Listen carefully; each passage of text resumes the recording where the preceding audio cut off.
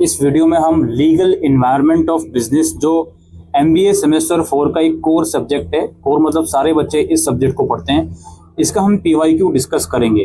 पहले ब्रीफली इसका सिलेबस एक बार हम लोग देख लेते हैं। पहली यूनिट में इसमें बिजनेस मैनेजमेंट और आपका जूरिस्प्रूडेंस के बारे में आपको पढ़ना है।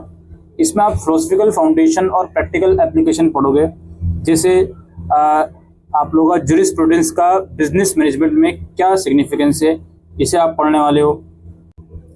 जूरिस्प्रूडेंस का बेसिकली मतलब ये होता है कि लॉ को समझना है कि जो भी लॉ है वो क्यों है, कहाँ से आया है, कैसे डेवलप हुआ, उसे आपको समझना है। तो मैनेजमेंट, बिजनेस मैनेजमेंट के फील्ड में इसकी क्या इंपॉर्टेंस है, इसका फाउंडेशन, इसके इन्फ्लुएंसेस वगैरह, ये सब चीज़ें आप पढ़ोगे। प्रिंसिपल्स क्या हो सकते हैं इसके, पहली यूनिट की हम बात कर रहे हैं, ठीक है।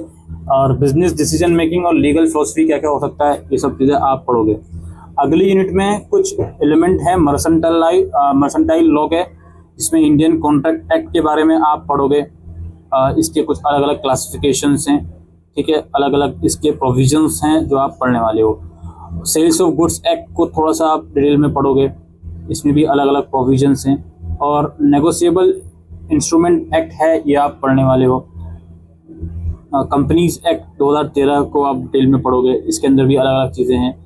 और कंपटीशन एक्ट 2002 है, और कंज्यूमर प्रोटेक्शन एक्ट है 1986 का, 2019 का, ये आप पढ़ने वाले हो।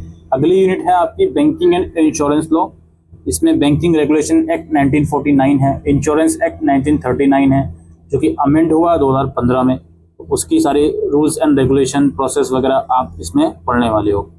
फॉरेन एक्सचेंज मैनेजमेंट एक्ट के बारे में पढ़ोगे 1999 का, ठीक है। अगली यूनिट आपका इंटेलेक्चुअल प्रॉपर्टी से रिलेटेड है, जिसमें कुछ आप लेसन्स पढ़ने वाले हो।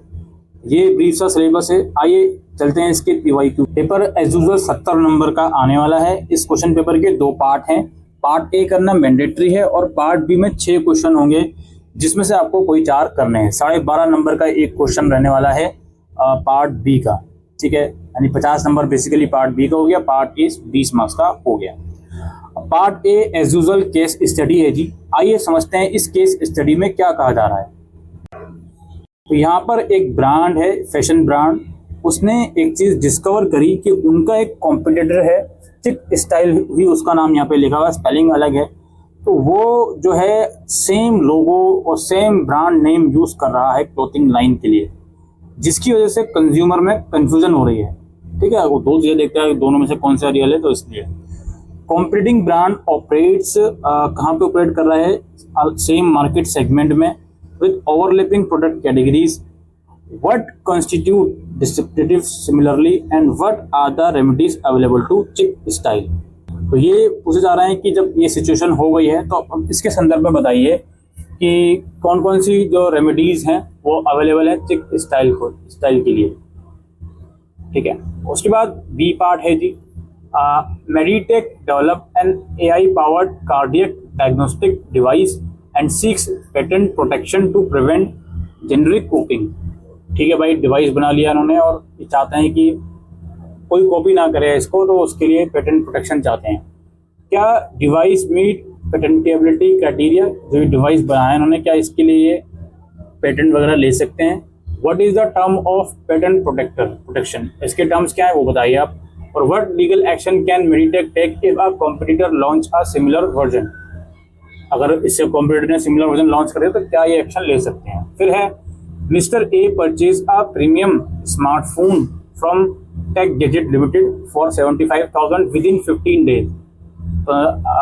ठीक है, आप फोन परचेज कर लिया, ठीक है, 15 दिन के अंदर ये लोग बोल रहे हैं phone develop screen discoloration and battery drainage issues. 15 दिन के अंदर फोन में खराबी आ गई। Basically company service centres to 3 weeks to repair, 3 हफ्ते लिए कंपनी सेंटर ने इसको रिपेयर करने के लिए, लेकिन प्रॉमिस करा था कि 48 घंटे में कर देंगे। And return the phone unrepaired. ओ भाई साहब, फिर फोन भी अनरिपेयर्ड उन्हें रिटर्न करा, claiming physical damage not covered under warranty. ये क्लेम करते हुए जो फिजिकल डैमेज है वो वारंटी के अंदर नहीं आता है। अच्छा जी, अब इसके संदर्भ में आप बताइए which right of consumers were violate, यहाँ पे कंज्यूमर के कौन से राइट वायलेट हुए और क्या रिलीफ जो मिस्टर ए वो सीख कर सकते हैं डिस्ट्रिक्ट कंज्यूमर कमीशन से। अच्छा भाई, फिर नेक्स्ट है an Indian manufacturing firm, Global Export Limited, engage in cross-border trade and requires clarity on forex regulation।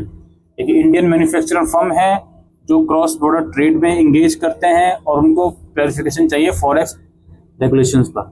अच्छा, उसके बाद ये बोल रहे हैं company receive payment from the foreign buyers in multiple currencies, plans to establish a subsidiary abroad, needs to remit dividends to overseas investor, seeks to hedge against currency fluctuation। Explain how FEMA 1999 governs foreign exchange transaction differently from its predecessor FERA। तो basically जो अलग अलग चीज़ें बताई इनके संदर्भ में आप जो कंपनी है वो चाहती है कि उसको क्लैरिफिकेशन दिया जाए। फिर दोस्तों पार्ट बी एज यूजुअल, जिसमें हमारे किन्हीं 4 क्वेश्चन का आंसर करना है। पहला है legal system reflect distinct philosophical tradition that shape business regulations across jurisdiction, critically examine how variations in legal philosophies influences corporate decision making. Next है explain the essential characteristics of a negotiable instruments under the negotiable instrument act 1881 and discuss the different types of negotiable instruments recognized by law, the legal implication of various check crossing methods and the grounds for dishonor of a check। The next question है the essence of contract law lies not just in defining obligations but in providing effective remedies for their breach। तो जो law होता है उसका ये essence नहीं है कि वो जस्ट ऑब्लिगेशन डिफाइन करे, लेकिन वो रेमेडीज भी प्रोवाइड करता है ब्रीच होने की। Critically analyze this statement with reference to the legal remedies available for breach of contract under the Indian Contract Act। इस स्टेटमेंट को डिफाइन करो, जस्टिफाई करो, साथ साथ भी बताओ कि क्या लीगल रेमेडीज अवेलेबल हैं अगर कोई कॉन्ट्रैक्ट को ब्रीच करता है इंडियन कॉन्ट्रैक्ट एक्ट के अंदर।